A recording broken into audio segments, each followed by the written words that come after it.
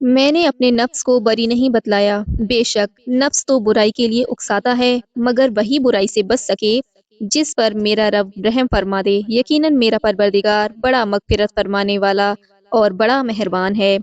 اور بادشاہ نے کہا کہ یوسف علیہ السلام کو میرے پاس لاؤ، میں اپنے کاموں کو انجام دینے کے لیے اسے ایک خاص درجے پر مقرر کرنا چاہتا ہوں۔ پھر جب یوسف علیہ السلام نے بادشاہ سے بات چیت کی تو ان کی قابلیت دیکھ کر بادشاہ نے کہا، آج سے تم کو ہمارے یہاں اختیار والا مقام دیا جاتا ہے، تم بہت امانت دار ہو۔ یوسف نے بادشاہ سے کہا، آپ اس ملک کے خزانے کی ذمہ داری مجھے سونپ دیجیے، میں اس کی حفاظت کرنے کا طریقہ خوب جانتا ہوں۔ اس طرح ہم نے تدبیر فرما کر یوسف علیہ السلام کو اس ملک میں اختیار والا بنا کر ان کے قدم جما دیے۔ ان کی مرضی کے مطابق پورے ملک میں تمام جگہ ان کی حکومت قائم ہو گئی۔ ہم جس پر چاہتے ہیں اپنی رحمت کا پورا سایہ ڈال دیتے ہیں۔ نیکی اور احسان کرنے والوں کے اجر اور ثواب کو ہم کبھی اکارت نہیں ہونے دیتے۔ اور آگے آخرت کا اجر اور ثواب تو دنیا کے اجر اور ثواب سے بہت ہی بہتر ہے، ان لوگوں کے لیے جو ایمان پر جمی رہیں اور اللہ کی ناپسند باتوں سے بچتے رہیں۔ اور یوسف علیہ السلام کے بھائی مصر میں آئے، جب اناج لینے کو یوسف علیہ السلام کے دربار میں لائن میں داخل ہوئے، یوسف علیہ السلام نے ان کو پہچان لیا جبکہ وہ لوگ ان کو نہ پہچان سکے۔ اور جب یوسف علیہ السلام نے ان کا سامان اسباب اناج سے بھر کر تیار کر دیا تو ان سے کہا، اپنے سوتیلے بھائی کو جو تمہارے باپ کے پاس ہے اسے بھی اب کی بار آؤ گے تو ساتھ لے آنا۔ کیا تم نے نہیں دیکھا کہ میں نے بھرپور غلہ دیا اور اچھی طرح مہمان نوازی بھی کی؟ پھر اگر اس بھائی کو میرے پاس لا کر نہیں دکھاؤ گے تو میری حکومت میں تم کو اناج بھی نہ ملے گا اور میرے پاس بھی مت آنا۔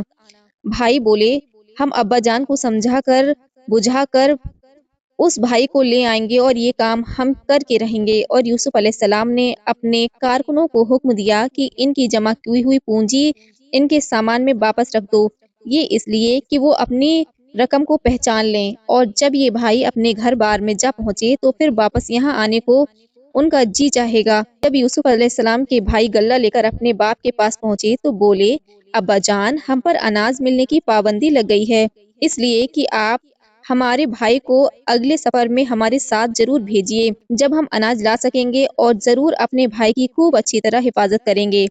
تب یعقوب علیہ السلام نے اپنے بیٹوں سے کہا، بس رہنے دو، جیسے میں نے پہلے اس کے بھائی کے بارے میں تمہاری بات پر بھروسہ کیا تھا، کیا پھر ویسے ہی تمہاری بات پر یقین کر لوں؟ بہتر حفاظت کرنے والا تو بس صرف اللہ ہے، اور وہی سب مہربانوں سے زیادہ مہربان ہے۔ پھر جب یوسف علیہ السلام کے بھائیوں نے اپنے اسباب سامان کھولے تو کیا دیکھتے ہیں کہ ان کی تمام پونجی بھی اناج کے ساتھ واپس کر دی گئی ہے۔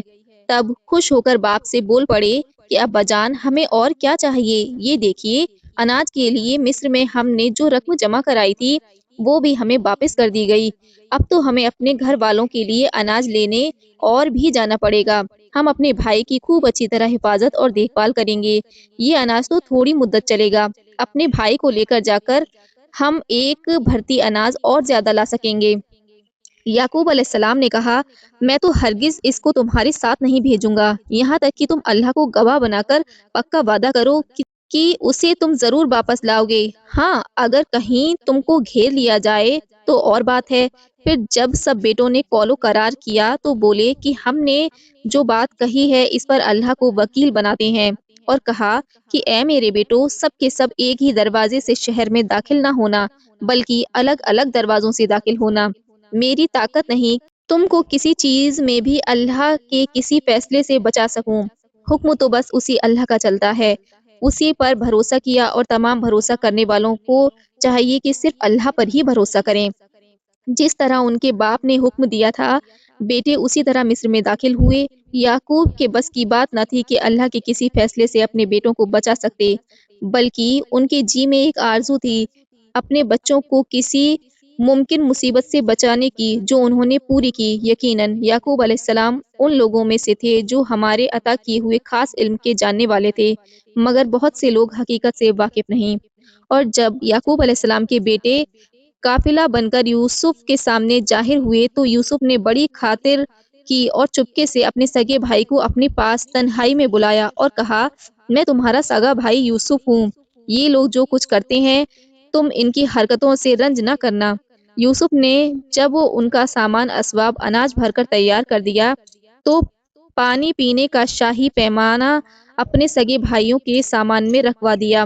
پھر ایک سرکاری افسر نے اعلان کیا کہ اے قافلے والو، تم چور معلوم ہوتے ہو۔ قافلے والے یعنی برادران یوسف علیہ السلام چوکنے ہو کر ان کی طرف مڑ کر کہنے لگے، تمہاری کیا چیز گم ہو گئی ہے؟ سرکاری افسر بولے کہ ہم کو بادشاہ کا شاہی پیمانہ نہیں مل رہا ہے۔ ایک سرکاری افسر بولا، جو بھی ہم کو پیمانہ لا کر دے گا اس کو ایک بھرتی اناج انعام میں دلاؤں گا، اور اس انعام کو دینے کا ذمہ دار میں ہوں۔ قافلے والے بولے کہ اللہ کی قسم، یہ بات تو تم بھی جانتے ہو کہ ہم اس ملک میں فساد کرنے نہیں آئے، اور ہم لوگ چوری کرنا جانتے ہی نہیں۔ سرکاری افسر بولے، اگر تم لوگ جھوٹے ثابت ہوئے تو اس کی سزا تمہیں کیا دینی چاہیے؟ یوسف کے بھائی جواب میں بولے کہ جس کے سامان میں آپ کا گمشدہ شاہی برتن مل جائے وہی شخص اس کے بدلے میں گرفتار کر کے رکھ لیا جائے، کہ یہی اس کا صحیح بدلہ ہے۔ ہم تو نا انصاف لوگوں کو ایسے ہی سزا دیتے ہیں۔ پھر تلاشی لینی شروع ہوئی اور اپنے سگے بھائی کے سامان سے پہلے سب کی تلاشی لے لی۔ پھر آخر میں شاہی پیمانہ اپنے سگے بھائی کے سامان سے یوسف علیہ السلام نے حاصل کر لیا۔ اس طرح ہم نے یوسف کو یہ تدبیر سجھائی کہ جب مصر کے شاہی قانون میں اس بات کی گنجائش نہ تھی کہ یوسف علیہ السلام اپنے بھائی کو بلا وجہ روک سکتے، مگر اللہ نے جو چاہا راستہ نکال دیا۔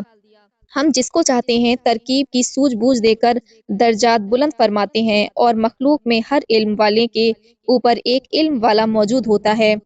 قافلے کے سامان سے شاہی پیالہ مل جانے پر بھائی غصے سے چڑھ کر بولے کہ اگر اس نے چوری کی ہے تو اس سے پہلے اس کے سگے بھائی یوسف علیہ السلام نے بھی چوری کی تھی۔ یوسف علیہ السلام نے یہ بہتان آروپ سن کر جی تھام لیا اور دل میں چھپا کر کہا کہ اب بھی تم بدتر مقام سے اونچے نہیں اٹھ سکے، اور جو کچھ بہتان تم باندھ رہے ہو اللہ کو اس کی حقیقت خوب معلوم ہے۔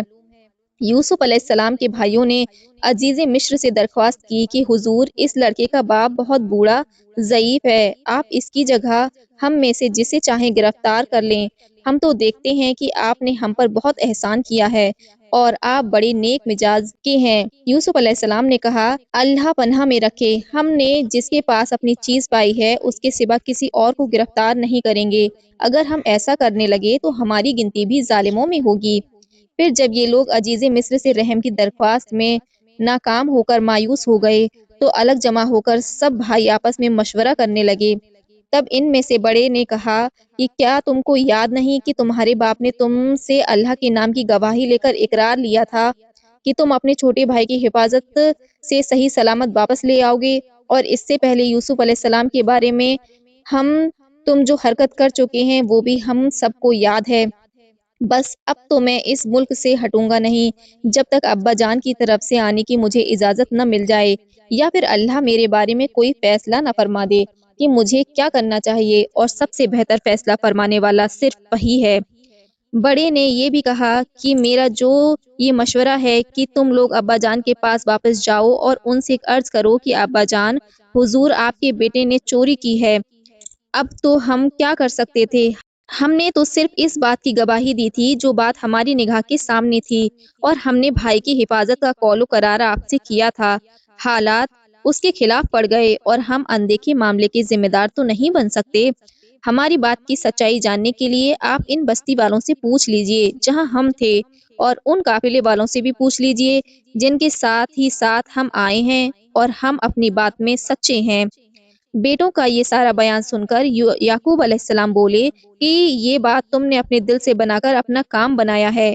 بس اب تو میرے لیے صبر کرنا ہی سب سے بہتر ہے۔ بہت ممکن ہے کہ اللہ ان سب کو میرے پاس اکٹھا جمع فرما دے گا، یقیناً وہی بڑا علم والا اور حکمت والا ہے۔ اور یعقوب علیہ السلام نے غم کی شدت سے ان کی طرف سے رخ پھیر کر کہا، ہائے افسوس، یوسف پر کیا کچھ بیتی ہوگی۔ اور روتے روتے غم میں ان کی آنکھیں سفید پڑ چکی تھیں اور غم میں گھل کر پگھل گئے تھے۔ گھر کے لوگ بولے، اللہ کی قسم، تم تو یوسف علیہ السلام کا تذکرہ کرتے کرتے معلوم ہوتا ہے کہ گل جاؤ گے، یا پھر اس حال میں تمہارا دم ہی نکل جائے گا۔ یعقوب علیہ السلام بولے، میں تو اپنی بے قراری اور غم کا دکھڑا اللہ کے سامنے روتا ہوں، اور میں جانتا ہوں اللہ کی طرف سے جو تم نہیں جانتے۔ اے میرے بیٹو، جاؤ اور کھوج لا کر یوسف اور اس کے بھائی کی تلاش کرو اور اللہ کی رحمت سے نا امید مت ہونا۔ یقیناً کافر قوم کے سوا دوسرے لوگ اللہ کی رحمت سے نا امید نہیں ہوا کرتے۔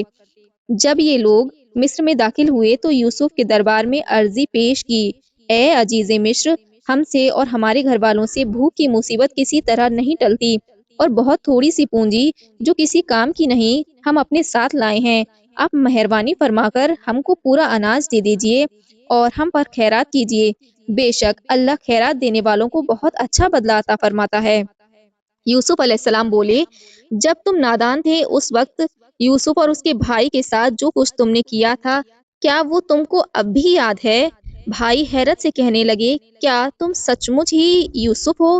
یوسف علیہ السلام نے کہا، ہاں میں یوسف ہوں اور یہ میرا بھائی ہے۔ بے شک اللہ نے ہم پر بڑا احسان کیا۔ اصل بات یہ ہے کہ جو شخص پرہیزگاری سے رہے اور صبر کرے تو یقیناً نیکی کرنے والوں کے اجر کو اللہ کبھی اکارت نہیں ہونے دیتا۔ سب بھائی بولے، اللہ کی قسم، اللہ نے آپ کو ہم پر مرتبے میں بڑائی دی اور ہم سے ہی بھاری بھول ہوئی۔ یوسف نے کہا کہ آج تم پر کوئی الزام نہیں، اللہ تم کو معاف فرمائے اور وہ سب مہربانوں سے زیادہ مہربان ہے۔ یوسف علیہ السلام نے حکم دیا، جب میرا قمیض لے کر جاؤ اور ابا جان کے چہرے پر ایک قمیض ڈال دو، چلے آئیں آنکھوں سے دیکھتے ہوئے اور ساتھ میں اپنے تمام گھر والوں کو لے کر میرے پاس آ جاؤ۔ ادھر قافلے والے یوسف علیہ السلام کا کرتا لے کر چلنے لگے۔ ادھر یوسف کے والد نے گھر میں کہا کہ اگر یہ نہ سمجھو کہ میں بہکی بہکی باتیں کرتا ہوں تو کہتا ہوں کہ مجھ کو تو یوسف علیہ السلام کی خوشبو آ رہی ہے۔ گھر کے لوگ بولے، اللہ کی قسم تم تو اپنے پرانے بھولے ہوئے خیال میں اٹکے ہوئے ہو۔ پھر جب بشارت سنانے والے قمیض لے کر آ پہنچے اور یعقوب علیہ السلام کے چہرے پر اس نے قمیض ڈال دی تو بینائی لوٹ کر آ گئی۔ تب یعقوب علیہ السلام نے کہا، کیا میں نے تم کو نہ کہا تھا کہ اللہ کی طرف سے وہ باتیں جانتا ہوں جو تم نہیں جانتے؟ تب بیٹے بول پڑے، ابا جان، ہمارے لیے ہمارے گناہوں کی اللہ سے مغفرت کی درخواست کیجیے کہ بے شک ہم سے بڑی خطا ہوئی ہے۔ یعقوب علیہ السلام نے کہا، ہاں میں ضرور تمہارے لیے اپنے رب سے بخشش کی درخواست کروں گا، بے شک وہی غفور اور رحیم ہے۔ پھر جب داخل ہوئے یوسف علیہ السلام کے پاس تو انہوں نے جگہ دی اپنے ماں باپ کو اپنے قریب اور کہا کہ داخل ہو مصر میں، اللہ نے چاہا تو یہاں امن اور امان سے رہو گے۔ اور یوسف علیہ السلام نے اپنے والدین کو شاہی تخت پر بٹھایا اور سب کے سب یوسف علیہ السلام کے سامنے بے بس ہو کر سجدے میں گرے۔ تب یوسف علیہ السلام نے کہا کہ ابا جان، یہ خلاصہ اور تعبیر ہے میرے اس خواب کی جو میں نے بہت پہلے بچپن میں دیکھا تھا۔ میرے رب نے اس خواب کو آج سچ کر دکھایا اور مجھ پر احسان فرمایا جب اس نے مجھے جیل خانے سے نجات دلائی اور آپ سب کو دیہات سے یہاں مصر میں لا کر آباد کیا۔ اور یہ سب کچھ اس کے بعد ہوا کہ شیطان نے میرے اور میرے بھائیوں کے بیچ تناؤ پیدا کر دیا۔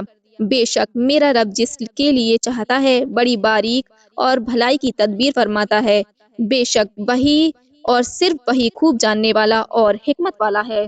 یوسف علیہ السلام نے دعا کی کہ اے میرے پروردگار، آپ نے مجھے سلطنت میں سے جو کچھ عطا کیا ہے اور خواب کی تعبیر کا علم دیا ہے تاکہ بات کا خلاصہ جان سکوں۔ آسمان اور زمین کو پیدا کرنے والے، دنیا اور آخرت میں تو ہی میرا کام بنانے والا ہے۔ مجھے اسلام کی حالت پر وفات دے اور مجھے اپنے نیک بندوں میں شامل فرما۔ اے نبی، یہ سب غیب کی خبریں ہیں جو وحی کے ذریعے ہم آپ کو بتا رہے ہیں۔ تم اس وقت موجود نہیں تھے جب یوسف علیہ السلام کے بھائیوں نے جمع ہو کر یوسف علیہ السلام کو ختم کرنے کا فیصلہ کر لیا اور اپنے اس فیصلوں کو کامیاب بنانے کی تدبیر میں لگ گئے تھے۔ آپ کتنا ہی چاہیں اکثر لوگ ایمان میں نہیں آئیں گے۔ آپ اس قرآن کے سنانے پر ان لوگوں سے کسی عذر کا سوال تو نہیں کرتے؟ یہ قرآن تو تمام جہانوں کے لیے ایک عام نصیحت ہے۔ آسمانوں اور زمین میں ان گنت نشانیاں ہیں جنہیں سرسری طور پر دیکھتے ہوئے کترا کر یہ لوگ گزر جاتے ہیں لیکن حقیقت کی طرف دھیان نہیں کرتے۔ اور لوگوں کی اکثریت کا یہ حال ہے کہ اللہ پر ایمان بھی رکھتے ہیں اور ساتھ میں شرک بھی کرتے ہیں۔ کیا ان کو اللہ کے عذاب سے ڈر نہیں لگتا کہ وہ اچانک ان پر آ کر گھیرا ڈال دے یا اچانک ان پر قیامت ٹوٹ پڑے، اس حال میں کہ وہ بالکل بے خبر ہوں؟ اے محمد صلی اللہ علیہ وآلہ وسلم، ان سے کہہ دو کہ یہ میرا راستہ ہے، میں تو صرف اللہ کی طرف دعوت دیتا ہوں اور سمجھ بوجھ کی بنیاد پر کھلی آنکھوں سے میں اس پر قائم ہوں، اور میرا کہا ماننے والے بھی، اور اللہ تو ہر نقص اور عیب سے پاک ہے، اور میں ان لوگوں کا ساتھی ہرگز نہیں بن سکتا جو شرک کرتے ہیں۔ آپ صلی اللہ علیہ وآلہ وسلم سے پہلے جتنے بھی پیغمبر ہم نے بھیجے سب کے سب مرد تھے، یعنی آدمی جن کی طرف ہم نے وحی بھیجی تھی، اور یہ سب رسول بستیوں کے رہنے والے تھے۔ کیا ان لوگوں نے زمین پر چل پھر کر نہیں دیکھا کہ ان لوگوں کے انجام پر نگاہ نہیں ڈالی جو ان سے پہلے ہو گزرے تھے؟ اور سچی بات تو یہ ہے کہ جو لوگ اللہ کا ادب کریں گے اور اس کی نافرمانی سے بچیں گے، آخرت میں انہی کا بہتر اور اچھا گھر ہوگا۔ کیا ابھی تم بات کو نہیں سمجھو گے؟ رسولوں کی دعوت پر لوگوں کی مخالفت اس حد تک چل پڑی کہ کافروں کی ہدایت کی ظاہری اسباب کی پیغمبروں کو امید نہ رہی، اور رسولوں نے یہ خیال کیا کہ ان کی بات کو لوگوں نے سچ نہیں مانا۔ بس ایک دم پھر ہماری مدد آ پہنچی، ہم نے جسے چاہا اسی کو نجات دی، اور مجرم قوم کو تباہ کرنے کے لیے ہمارے عذاب کو ٹالا نہیں جا سکتا۔ ان سب واقعات میں عقل مند لوگوں کے لیے عبرت اور بھرپور نصیحت ہے۔ یہ قرآن کوئی بنائی ہوئی بات نہیں ہے، بلکہ اس سے پہلے جو کتابیں انسانوں کی ہدایت کے لیے آ چکی ہیں ان سب کی سچائی کو ظاہر کرتا ہے اور ہر چیز کی تفصیل کھول کر بیان کرتا ہے، اور اس قرآن سے ایمان والے لوگ کو صحیح راستہ ملتا ہے اور ان پر اللہ کی مہربانی ہو کر رہے گی۔ شروع اللہ کے نام سے جو بڑا مہربان بہت بہت رحم کرنے والا ہے۔ الف لام میم را، یہ آیتیں ہیں کتاب کی جو اتاری گئی ہیں آپ کی طرف، یہ آپ کے رب کی طرف سے حق اور سچ سچ بات ہے، لیکن اکثر لوگ ایمان نہیں لاتے۔ اللہ تو بس وہی ہے جس نے آسمان کو کسی بھی ستون اور کھمبے کے بغیر اونچا کر دیا، اس کو تم بھی دیکھتے ہو، پھر عرش پر جلوہ فرمائی بھی صرف اسی کی ہے، اور سورج اور چاند کو اس نے کام میں لگا دیا ہے، ایک مقرر کی ہوئی مدت تک ہر ایک چلتا ہی رہے گا۔ اللہ ہر کام کی تدبیر جاری فرماتا ہے، تفصیل سے اپنی نشانیاں بیان کرتا ہے تاکہ تم اپنے رب کی ملاقات کا یقین آ جائے۔ اور صرف وہی ہے جس نے زمین کو کھینچ کر بچھایا ہے اور زمین میں جگہ جگہ بوجھل پہاڑ ڈال دیے ہیں اور نہریں جاری فرما دی ہیں، اور ہر طرح کے پھل فروٹ میں دوہرے جوڑے کئی قسم کے بنائے اور رات کو دن پر ڈھانک دیا۔ بے شک ان تمام باتوں میں بہت سے نشانات موجود ہیں ان لوگوں کے لیے جو دھیان کرتے ہیں۔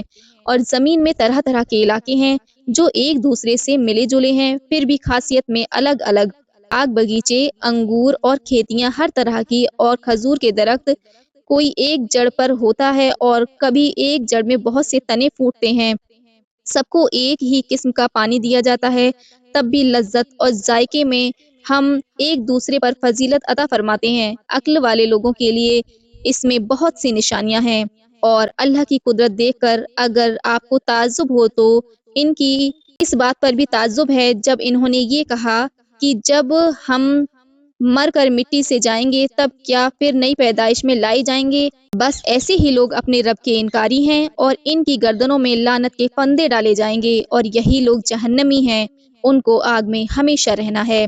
ابھی جو اچھی حالت ہے اس کے مقابلے میں ان پر بری طرح عذاب ٹوٹ پڑے جس کے لیے جلدی مچاتے ہیں، جبکہ ان سے پہلے بہت سی ٹولیوں پر عذاب کے واقعات گزر چکے ہیں۔ اور یقینی بات یہ ہے کہ آپ کا رب انسانوں کے حال پر مغفرت کرنا چاہتا ہے، مگر انسانوں کی کرتوت یہ ہیں کہ گناہ گاری پر تلے ہوئے ہیں، جبکہ یہ بھی حقیقت ہے کہ آپ کے رب کی مار بھی بہت سخت ہے۔ اور منکر لوگ کہا کرتے ہیں کہ اس نبی صلی اللہ علیہ وآلہ وسلم پر اس کے رب کی طرف سے کوئی نشان کیوں نہیں اتارا گیا؟ اے نبی صلی اللہ علیہ وآلہ وسلم، آپ تو ڈرانے والے ہیں اور ہر قوم کو راہ بتانے والے ہیں۔ اللہ کو معلوم ہے کہ کس مادہ نے کیا حمل اٹھایا ہے، اور پیٹ میں جو کچھ گھٹ بڑھ ہوتی ہے وہ بھی اللہ کو معلوم ہے، اور ہر چیز کی اس کے پاس ایک مقدار اور اندازہ مقرر ہے۔ چھپی ہوئی اور ظاہر تمام باتوں کا خوب جاننے والا اور بڑائی میں بہت ہی عالیشان ہے۔ تم میں سے کوئی چھپا کر بات کہے گا یا اعلانیہ کہے گا، اور رات میں کوئی چھپ چھپ کر رہے یا دن میں کوئی چلے پھرے، اللہ کے لیے سب برابر ہیں۔ اللہ نے ہر شخص کے آگے پیچھے لگے ہوئے چوکیدار مقرر کر دیے ہیں جو اللہ کے حکم سے آدمی کی نگہبانی کرتے ہیں۔ بے شک اللہ کسی قوم کی حالت نہیں بدلتا جب تک وہ خود اپنے آپ کو بدل نہ ڈالیں، اور جب اللہ کسی قوم کو برے دن دکھانے کا ارادہ فرماتا ہے تو پھر اسے کوئی ٹال نہیں سکتا، اور اللہ کے سوا ایسوں کا کوئی بھی مددگار نہیں ہو سکتا۔ وہی ہے جو تم کو بجلی دکھاتا ہے، جس سے تم ڈر بھی جاتے ہو اور تم کو امید بھی بنتی ہے، اور بھاری بھاری بادلوں کو بھی وہی چلاتا ہے، اور بادل کی گھن گرج اللہ کی خوبیاں اس کی حمد کے ساتھ بیان کرتی ہیں، اور فرشتے اس کی ہیبت سے تھر تھر کانپتے ہوئے اس کی پاکی اور تعریف بیان کرتے ہیں۔ بجلی کے کڑاکے بھی وہی بھیجتا ہے، اور جس پر چاہتا ہے ڈال بھی دیتا ہے۔ یہ لوگ اللہ کے بارے میں بحث اور جھگڑے کرتے ہیں، جبکہ اللہ بڑی زبردست قوت والا اور بہت ہی طاقت والا ہے۔ اسی کو پکارنا سچا ہے، اور جن کو یہ لوگ اللہ کے سوا پکارتے ہیں، یہ کسی طرح بھی کسی چیز میں ان کی دعا قبول ہی نہیں کر سکتے، مگر اتنی جیسے کوئی پیاسا آدمی اپنی دونوں ہتھیلیاں پھیلا کر پانی سے کہے کہ اس کے منہ میں آ جائے، جبکہ اس کی دعا سے پانی کبھی اس کے منہ میں نہیں پہنچ سکتا۔ اسی طرح منکروں کی دعا اور درخواست کا کچھ بھی اثر نہیں۔ آسمانوں اور زمین میں جو بھی مخلوق ہیں، کوئی چاہتے ہوئے کوئی لاچاری سے تمام اس کے آگے سجدہ کرتے ہیں، اور ان کی پرچھائیاں صبح اور شام اللہ کو سجدہ کرتی رہتی ہیں۔ آپ خود ذرا ان سے پوچھو کہ آسمانوں اور زمین کا رب کون ہے، تب یہ بول پڑیں گے کہ اللہ۔ پھر آپ ان سے یہ بھی پوچھو کہ بتاؤ اللہ کے سوا تم نے کیوں دوسروں کو اپنا کارساز بنا لیا، جو خود اپنے لیے نفع نقصان کا کچھ بھی اختیار نہیں رکھتے۔ آپ کہہ دو کہ کیا اندھا اور آنکھ والا برابر ہو سکتا ہے؟ کیا اندھیرا اور روشنی برابر ہو سکتے ہیں؟ یا پھر ایسا تو نہیں کہ انہوں نے جس کو اللہ کے لیے ساجیدار شریک بنایا، انہوں نے بھی کچھ مخلوق کو پیدا کی ہو، جیسے اللہ نے اپنی مخلوق پیدا کر دی ہے۔ اس طرح دونوں کی پیدا کی ہوئی مخلوق کو دیکھ کر ان کو شک و شبہ پڑ گیا ہو۔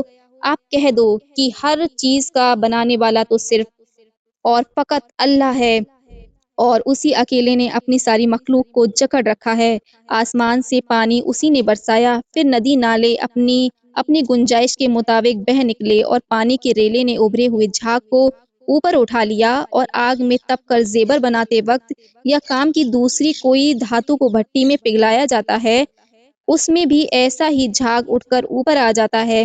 اس طرح اللہ مثال بیان فرماتا ہے حق اور باطل کی، تو جو کوڑا کرکٹ ہوتا ہے وہ سوکھ کر برباد ہو جاتا ہے، اور لوگوں کے نفع کی چیز زمین میں رہ جاتی ہے۔ اسی طرح سچی مثالیں اللہ بیان فرماتا ہے۔ جن لوگوں نے اپنے رب کے حکم کو مان لیا ان کا بڑا بھلا ہوا، اور جن لوگوں نے نہیں مانا ان کی بہت بری حالت بنے گی کہ زمین میں کچھ ہے سب کا سب اور اتنا ہی، اور فدیہ دے کر عذاب سے چھوٹنا چاہیں تو نہیں چھوٹ سکتے۔ ایسے لوگوں کا حساب بھی برا ہوگا، اور ان کا ٹھکانہ جہنم ہوگا، اور یہ بہت بہت بری جگہ ہے۔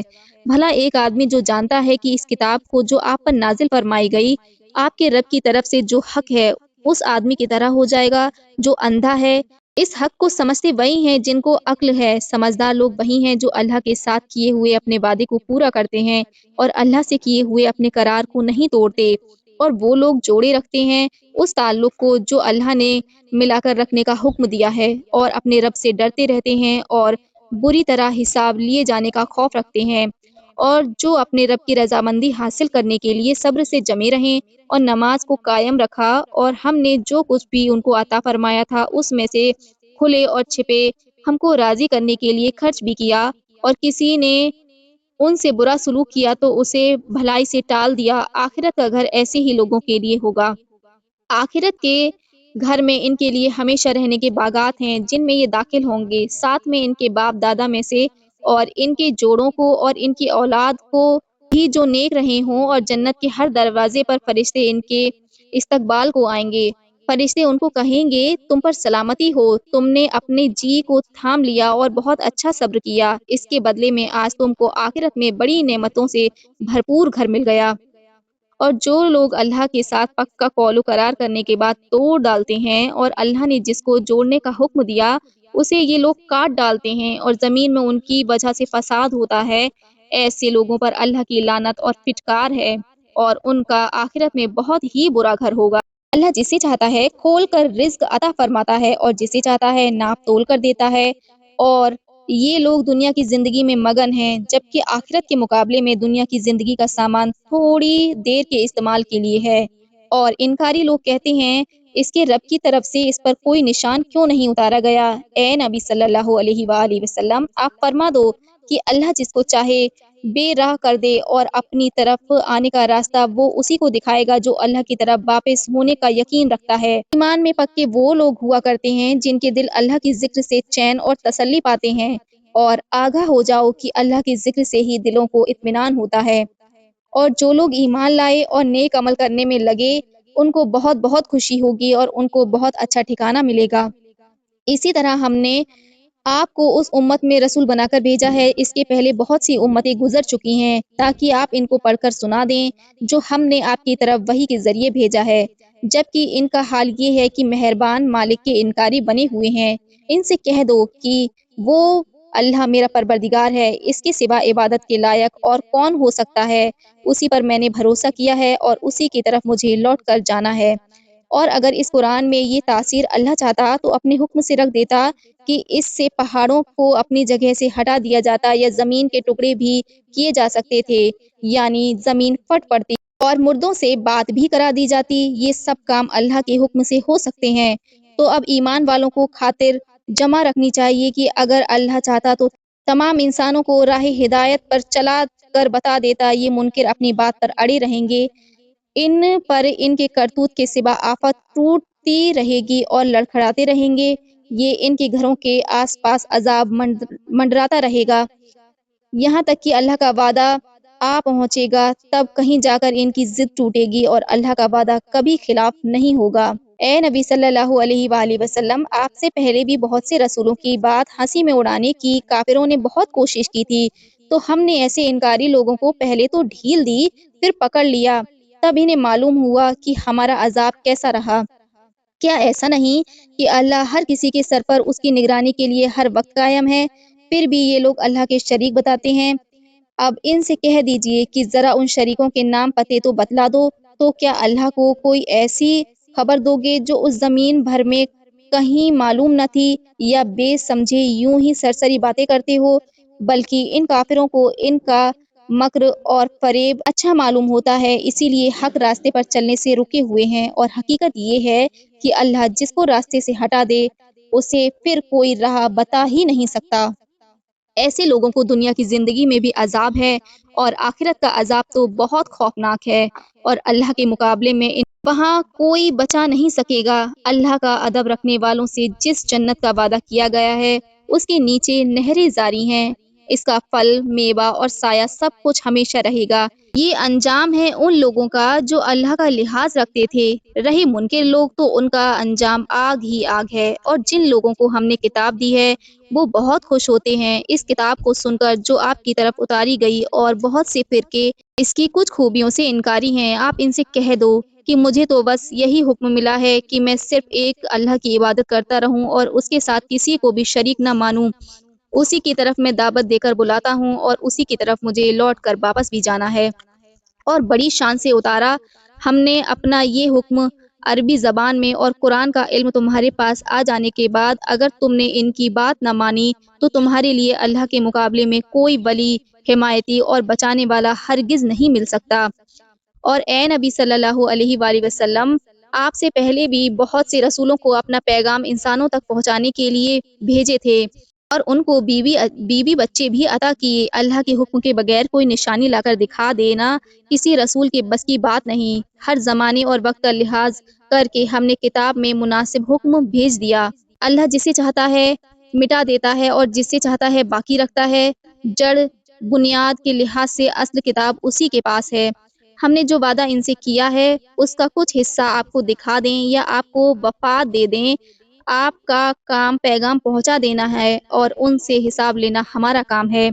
کیا انہوں نے غور نہیں کیا کہ زمین کو ان پر ہم برابر اس کے کناروں سے تنگ کرتے گھٹاتے آ رہے ہیں؟ حکم صرف اللہ کا رہے گا، کوئی اس کے حکم کو ٹال نہیں سکتا، اور حساب لینے میں اسے کچھ بھی دیر نہیں لگے گی۔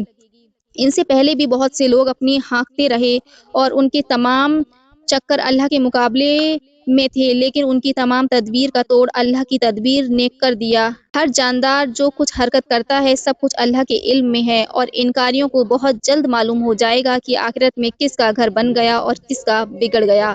اور منکر لوگ بکواس کرتے ہیں کہ تم رسول نہیں ہو۔ آپ کہہ دو، میں سچا رسول ہوں، تمہارے اور میرے بیچ میرے حق میں اللہ کی گواہی کافی ہے، اور جس کے پاس کتاب کا علم ہوگا وہ بھی گواہی دے گا کہ میں اللہ کا رسول ہوں۔ شروع اللہ کے نام سے جو بڑا مہربان، بہت بہت رحم کرنے والا ہے۔ الف لام را، یہ کتاب ہے ہم نے آپ پر اتاری ہے تاکہ آپ انسانوں کو اندھیاروں سے نکال کر روشنی میں لے آئیں، ایک ایسے راستے کی طرف جو بڑی کامیابی والا اور قابل تعریف راستہ ہے، اور یہ سب کام انسانوں کے پروردگار کی حکم سے ہوگا۔ سب کی سب چیزیں چاہیں وہ آسمان کی ہوں یا زمین کی، صرف اللہ کی ہیں، اور نہ ماننے والوں پر بربادی اور سخت عذاب ہوگا۔ جو اس دنیا کی زندگی سے آخرت کے مقابلے میں بڑی محبت کرتے ہیں اور اللہ کے راستوں سے دوسروں کو بھی روکتے ہیں اور اس رستے میں الجھنیں ڈالنا چاہتے ہیں، یہ لوگ گمراہی میں بہت دور جا پڑے ہیں۔ اور ہم نے ہر رسول کو اس کی قوم کی بولی میں اپنا پیغام دے کر بھیجا تاکہ لوگوں کے سامنے بات کھل کر آ جائے، تو پھر اللہ نے جسے چاہا راہ سے دور پھینکا اور جسے چاہا راستے پر چلا دیا، اور وہی بڑی زبردست حکمت والا ہے۔ اور موسیٰ علیہ السلام کو بھی ہم نے اپنی نشانیاں دے کر بھیجا تھا کہ اپنی قوم کو اندھیاروں سے روشنی کی طرف نکال لاؤ، اور ان کو اللہ کے اہم فیصلے کے دنوں کو دھیان میں لانے کو کہتے رہو۔ بے شک اس میں ہر صبر کرنے والے اور شکر ادا کرنے والوں کے لیے نشانیاں ہیں۔ اور جب موسیٰ علیہ السلام بولے اپنی قوم سے، تم پر اللہ نے جو احسان کیے ہیں اسے یاد کرو، جب فرعون والوں کے شکنجے سے تم کو نجات دلائی کہ وہ تم کو سخت سزائیں دیتے تھے اور کاٹ ڈالتے تھے تمہارے بیٹوں کو اور زندہ چھوڑ دیتے تھے تمہاری عورتوں کو، اور اس میں تمہارے رب کی طرف سے بہت سخت امتحان تھا۔ اور جب صاف سنا دیا گیا کہ تمہارے رب نے کہ اگر شکر ادا کرو گے تو میں اور بھی زیادہ دوں گا، اور اگر تم ناشکری کرو گے تو یاد رکھنا کہ میرا عذاب بہت ہی سخت ہے۔ اور موسیٰ نے کہا اگر تم زمین کے تمام لوگ انکاری ہو جاؤ تو بھی اللہ کا کچھ نہیں بگاڑ سکتے، اللہ کسی کا محتاج نہیں بلکہ غنی ہے، اور ہر تعریف اسی کے لیے ہے۔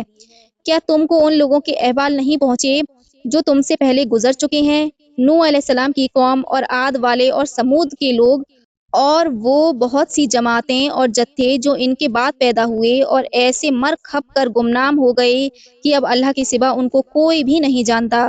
ان کے پاس ان کے رسول کھلے کھلے نشانات لے کر آئے، مگر ان لوگوں نے اپنے ہاتھ رسولوں کے منہ میں ڈال دیے اور کہا کہ ہم تمہاری بات نہیں مانیں گے، اور جو کچھ تم دے کر بھیجے گئے ہو اس کا ہم انکار کرتے ہیں، اور جس بات کی طرف تم ہم کو دعوت دیتے ہو ہم کو اس میں بہت بڑا شک پڑ گیا ہے۔ اب ہم تمہاری مخالفت میں کبھی چین سے نہیں بیٹھ سکتے۔ رسولوں نے ان کو بہت کچھ سمجھایا کہ تم کو اللہ کی بات پر کیسے شک پڑ گیا۔ جو تمام آسمانوں اور زمین کا بنانے والا ہے وہ تم کو دعوت دے رہا ہے تاکہ تم کو تمہاری گناہوں کی معافی دے کر بخشش عطا فرمائے، اور اس نے تم کو ایک مقرر مدت کے لیے ڈھیل دے رکھی ہے جو وقت آنے پر ختم ہو جائے گی۔ جواب میں یہ لوگ اپنے رسولوں کو بولے کہ تم ہمارے جیسے آدمی ہو، تمہارا یہ ارادہ معلوم ہو گیا کہ ہم کو اپنے باپ داداؤں کے طریقے بندگی سے روک دینا چاہتے ہو، بس اب طاقت میں مقابلے کے لیے کھل کر ہمارے سامنے آ جاؤ۔ جواب میں ان کے رسول نے کہا کہ جیسے تم آدمی ہو بے شک ہم بھی ویسے ہی انسان ہیں، لیکن اللہ اپنے بندوں میں جسے چاہے احسان فرما کر اپنا پیغمبر بنا کر بھیجے۔ اب یہ بات ہمارے بس کی نہیں کہ ہم طاقت سے تمہارا مقابلہ کریں، مگر اللہ کا حکم ہو جائے تو اور بات ہے، اور ایمان والوں کو تو بس اللہ ہی پر بھروسہ کرنا چاہیے۔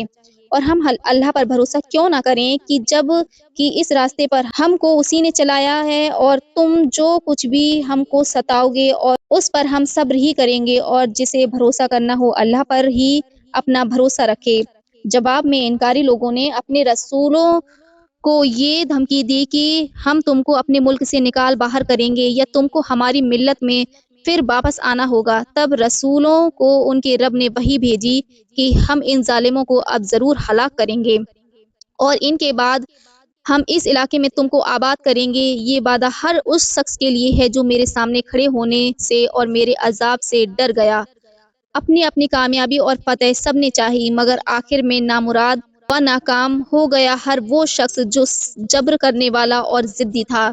ایسے لوگوں کی گھات میں ان کے پیچھے جہنم لگی ہوئی ہے اور ان کو پیپ کا پانی پلایا جائے گا جسے وہ ایک گھونٹ کر کے پیے گا، جبکہ یہ پینا اس کے گلے سے نہیں اترے گا اور ہر طرف سے موت اس پر آ پڑے گی مگر مرے گا نہیں، اور سلسلے بار اس کے پیچھے بہت ہی گاڑے اور غلیظ عذاب لگے ہوں گے۔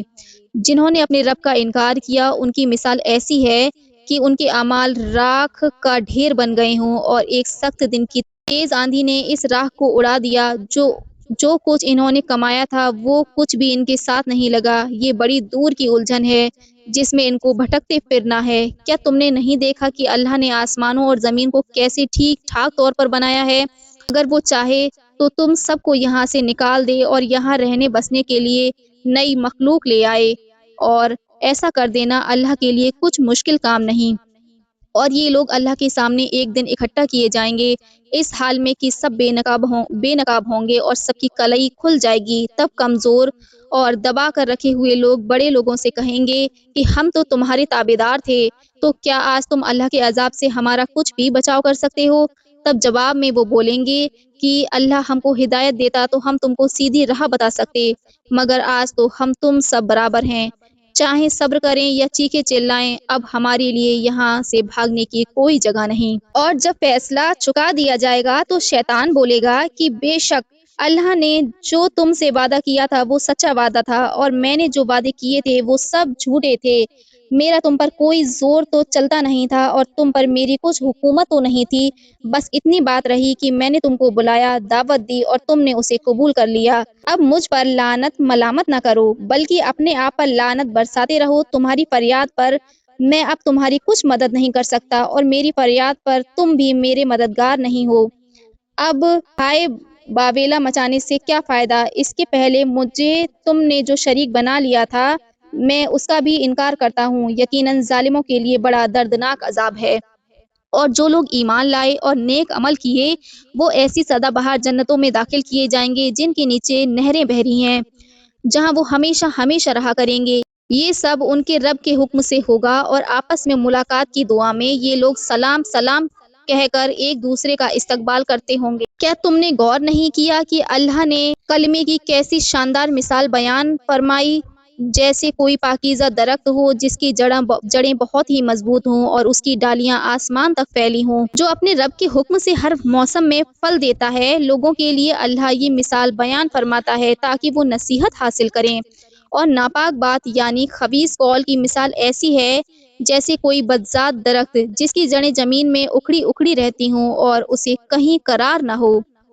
ایمان والوں کو اللہ ثابت رکھتا ہے پکے اور مضبوط قول پر، دنیا میں بھی اور آخرت میں بھی، اور ظالموں کو وہ الجھن میں پڑے رہنے دے گا، اور اللہ جو چاہتا ہے کرتا ہے۔ کیا تم نے نہیں دیکھا ان لوگوں کا حال جنہوں نے اللہ کی نعمتوں کے بدلے میں ناشکری کی اور اپنی قوم کو لے کر ہلاکت کے گڑھے میں اتر گئے، خود بھی برباد ہوئے اور اپنی قوم کو بھی تباہ کر کے چھوڑا، جہنم کے گڑھے میں جا گرے۔ یہ بہت ہی بری جگہ ہے، اور اللہ کے ساتھ دوسروں کو برابر اور مد مقابلہ ٹھہرایا تاکہ اللہ کے راستے سے لوگوں کو گمراہ کریں۔ آپ ایسے لوگوں سے کہہ دو کہ تھوڑے دن مزہ کر لو، تمہاری آخری لوٹنے کی جگہ آگ ہے۔ اے نبی صلی اللہ علیہ وآلہ وسلم، میرے ایمان والے بندوں سے فرما دو کہ وہ نماز قائم رکھیں، اور ہم نے جو کچھ رزق ان کو دیا ہے اس میں سے چھپا کر اور اعلانیہ ہماری راہ میں خرچ کرتے رہیں۔ اس دن کے آنے سے پہلے یہ کام کر رکھیں جس دن اعمال کی سوداگری نہیں ہوگی، دوستی بھی کچھ کام نہ دے گی۔ اللہ وہ ہے جس نے آسمان اور زمین بنائے اور آسمان سے پانی اتارا، پھر تمہیں رزق دینے کے لیے اس سے پھل فروٹ نکالے، اور سمندر میں کشتیاں تمہارے تابع کر دیں اور جو اس کے حکم سے چلتی ہیں، اور بہتی ہوئی ندی اور نہروں کو تمہارے لیے کام میں لگا دیا ہے، اور سورج اور چاند کو تمہاری ضرورتوں کو پورا کرنے میں لگا دیا ہے، جو ایک دستور پر لگاتار مسلسل چلتے رہتے ہیں، اور رات اور دن کو بھی تمہارے کام میں لگا دیا ہے، اور تمہاری ضرورتوں کے ہر سوال کو اس نے پورا کر دیا، اور اللہ کی نعمتوں کو اگر گننا چاہو تو گنتی کا شمار پورا نہ کر سکو گے۔ بے شک انسان کا حال بھی عجیب ہے کہ پھر بھی بے انصافی اور ناشکری پر اتر جاتا ہے۔ اور جب ابراہیم علیہ السلام نے یہ دعا کی، اے میرے پروردگار، اس شہر کو امن والا بنا دے اور مجھے اور میری اولاد کو بتوں کی بندگی سے بچا لے۔ اے میرے رب، ان بتوں نے بہت سے انسانوں کو گمراہ کر کے الجھن میں ڈال دیا۔ اب جو میرا کہا مانے وہ تو میرا ہوا، اور جو میری نافرمانی کرے تو بے شک تو مغفرت فرمانے والا بڑا مہربان ہے۔ اے ہمارے رب، میں نے اپنی اولاد کو لا بسایا اس پتھریلی گھاٹی میں جہاں کھیتی باڑی نہیں، فقط تیرے محترم گھر کے پاس، اے ہمارے رب، تاکہ یہ لوگ نماز کو قائم کریں۔ اب تو لوگوں کے دلوں کو ان کی طرف جھکا دے اور ان کو پھلوں کی روزی عطا فرما تاکہ یہ شکر ادا کریں۔ اے ہمارے رب، بلا شبہ تو جانتا ہے ان سب باتوں کو جو ہم چھپاتے ہیں اور ظاہر کرتے ہیں۔ زمین اور آسمان میں کوئی چیز بھی اللہ سے چھپ کر نہیں رہ سکتی۔ شکر اور تعریف ہے اللہ کے لیے جس نے اتنی بڑی عمر میں بھی مجھے اسماعیل علیہ السلام اور اسحاق علیہ السلام عطا فرمائے۔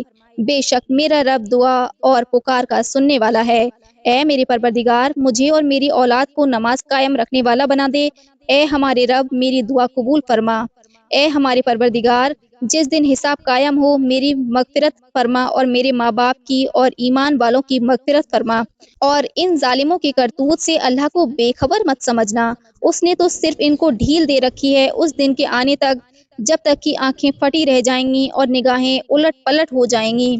اس دن ان کے سر اوپر کو اٹھے ہوں گے اور مارے ہیبت کے پلک جھپکے گی نہیں، اور ان کے دل سینوں سے باہر اڑ کر ہوا میں ادھر لٹکتے پڑے فڑفڑا رہے ہوں گے۔ اور اے نبی صلی اللہ علیہ وآلہ وسلم، آپ لوگوں کو خبردار کر دیجئے اس دن کے پہلے کہ ان پر عذاب ٹوٹ پڑے گا اور ظالم چیخ پکار رہے ہوں گے کہ اے ہمارے رب، ہمیں قریب میں تھوڑی سی مدت کی مہلت دے تاکہ تیری دعوت کو قبول کر لیں اور رسول کی اتباع کر کے دکھا دیں۔ اللہ کا جواب ہوگا، اس سے پہلے کیا تم زور دے کر قسم کھا کر یہ دعویٰ نہیں کرتے تھے کہ تم کو زوال آنے والا نہیں، جبکہ تم سے پہلے زمین میں ظلم ڈھا کر خود اپنا ہی نقصان کر کے جو لوگ مر گئے تھے، اور انہی کے مکانوں میں تم کو رہنے کا بسنے کا موقع ملا، اور تم پر بھی کھل چکا تھا کہ ہم نے ان کے ساتھ کیسا کچھ معاملہ کیا، اور ہم نے ایسے لوگوں کی مثالیں بیان کر کے آگاہ بھی کر دیا تھا، اور یہ لوگ داؤ گھات میں اپنے کرتب بتا چکے تھے، اور یہ سب کچھ انہوں نے اللہ کے مقابلے میں کیا تھا، جبکہ ان کی تدبیر اور چال ایسی تھی کہ پہاڑ بھی اپنی جگہ چھوڑ دیتے۔ اللہ نے اپنے رسولوں سے جو وعدہ کیا تھا اس کے خلاف ہوگا، ایسا کبھی خیال بھی مت کرنا۔ بے شک رسولوں کے مخالف لوگوں سے اللہ انتقام لے کر رہے گا جس دن زمین کا تمام ڈھانچہ بدل دیا جائے گا اور آسمان بھی اپنی جگہ چھوڑ چکے ہوں گے، اور یہ تمام لوگ اکیلے اللہ جو کڑی سے کڑی سزا دینے والا ہے اس کے حضور کھڑے ہو جائیں گے، اور اس دن تم مجرم لوگوں کو دیکھو گے کہ زنجیروں میں ایک ساتھ کئی جکڑے ہوئے بندھے ہوئے ہوں گے، ان کے کرتے کپڑے ڈامر کے ہوں گے اور ان کے چہروں پر آگ لپٹی ہوئی ہوگی۔ کافروں کو اتنی خوفناک سزا اس لیے ہوگی کہ ہر جان کو اس کے کیے کی سزا ملتی رہے، اور بہت جلد اللہ حساب لینے والا ہے۔ یہ اطلاع قرآن کے ذریعے انسانوں تک پہنچا دو تاکہ وہ چوکس رہیں اور بے خبر نہ رہیں، اور جان لیں کہ بندگی کے لائق صرف ایک اللہ ہے، اور اس بات کو عقل مند اور سمجھدار لوگ خوب اچھی طرح دھیان میں رکھیں۔ شروع اللہ کے نام سے جو بڑا مہربان بہت بہت رحم کرنے والا ہے۔ الف لام را، یہ آیتیں ہیں کتاب کی اور صاف صاف بیان کرنے والے قرآن کی۔